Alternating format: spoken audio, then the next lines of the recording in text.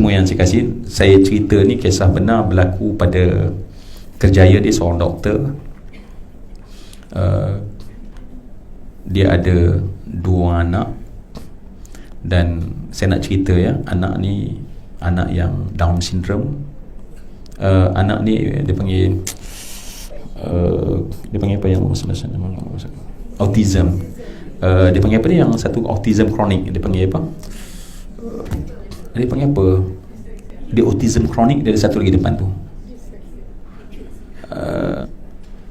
okey lah, dyslexia, tak apa-apa sangat. Dia autism kronik, dia tak boleh urus diri.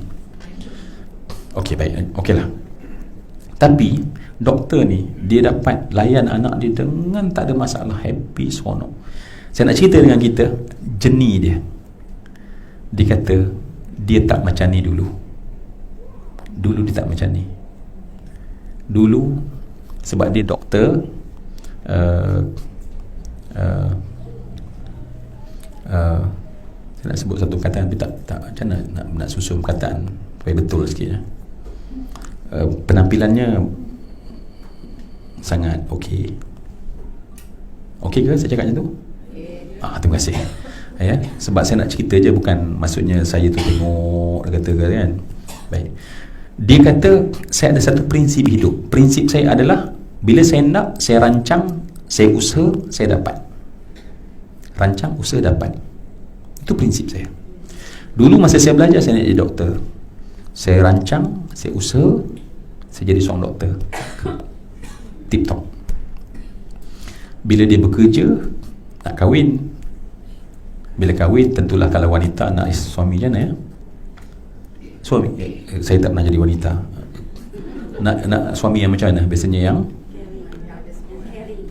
yang ada kerjaya, yang kacak, yang bergaya, yang caring, yang bla bla bla. Okey. Dia usaha, dia rancang, dia nampak seorang, dia rancang, dia usaha, dia dapat. Laki-laki itu pilot. Saya tengok gambar dia, memang kacak orang dia. Dia cantik orang dia. Dan bila dah berkahwin, nak apa? Of course nak anak. Seorang kacak, pandai, cantik, bijak, bergabung. Boleh bayang nak anak macam mana? Allahu Akbar. Saya nak cepat saja. Akhirnya dia melahirkan anak. Anak dia yang saya nak cerita tadi, macam Mak Saleh dah. Dia punya cantik betul. Baby tu macam mata tu kat biru dah ya, kulit bersih, putih, rambut blonde, keriting. Sampai 3 tahun baru dia tahu ada perubahan pada anak. Dan doktor pakar kawan dia bagi tahu memang anak dia kena autism kronik. Dan baru dia perasan. Dan pada masa tu nak cerita apa dia, redha tadi, dia tak boleh terima. Dia rasa tertekan, depressed. Dia tengok anak dia bila autism kronik, dia tak boleh urus diri, menggelupur, tantrum dan dia rasa hidup dia musnah. Banyak dia marah, anak tersebut menjadi mangsa ya, dicubit ya. Bila dia berhenti kerja, dia kata sebab dia tak tahan, dia terpaksa berhenti kerja. Dan kemudian kalau orang tanya dia, kalau orang tak kenal dia about life, saya tidak ada anak, saya malu nak mengaku saya ada anak macam tu. Dia ada duit, dia buat satu rumah di belakang rumah besar dia dan letak anak dekat situ.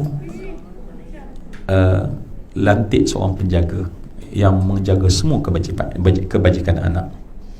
Bermula daripada hari itu, anak dia tak nak tengok. Dia plan dengan suami dia, dan dia orang sampai ke Amerika buat supaya apa ni, genetik ni dia, saya tak tahu perawatan dia orang buat supaya semua genetik nanti yang lahir okey. Maka nak ringkas cerita, dia mengandung, dia happy sangat. Masuk tahun bukan 3 tadi, dia tahun pertama, sebab masa ni lebih kurang 3-4 tahun yang masa jumpa ni, setahun lebih, dah nampak dah yang dia lebih kronik pada yang pertama.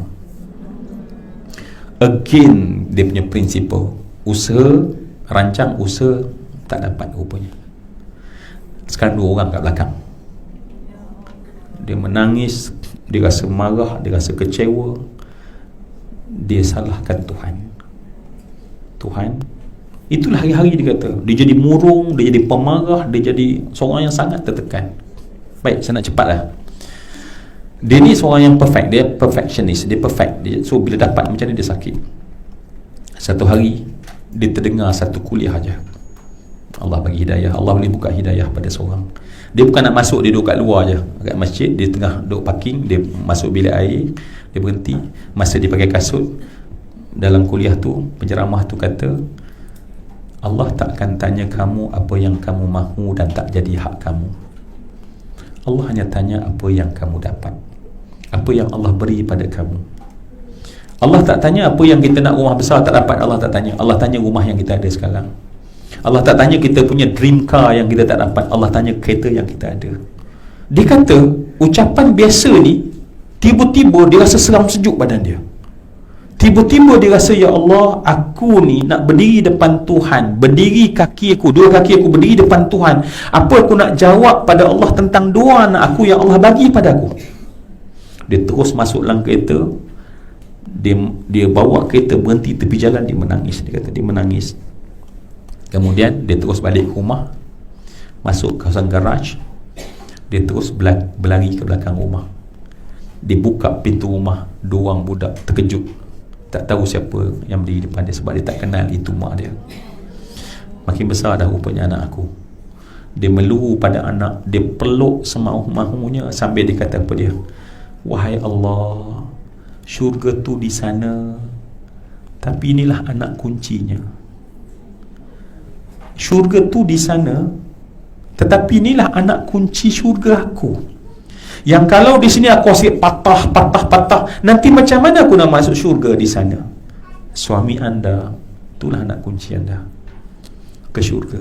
Anak-anak saya, anak-anak kita, itulah anak kunci kita.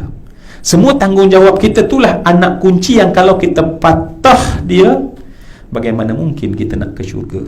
Dia kata, dia rangkul anak dia keluar, dia mandikan anak ni, terkejut baru pandai panggil mama, lepas tu dia dengan bangga sampai saya jumpa tu dengan, sebab dia kata setiap sakit susah makin besar nilai redha Allah, sayang Allah. The power of intention, kuasa niat dalam hati. Sebab tu semua yang dikasih sekalian, yang paling betul kita kena perbetulkan sekarang adalah soal niat kita.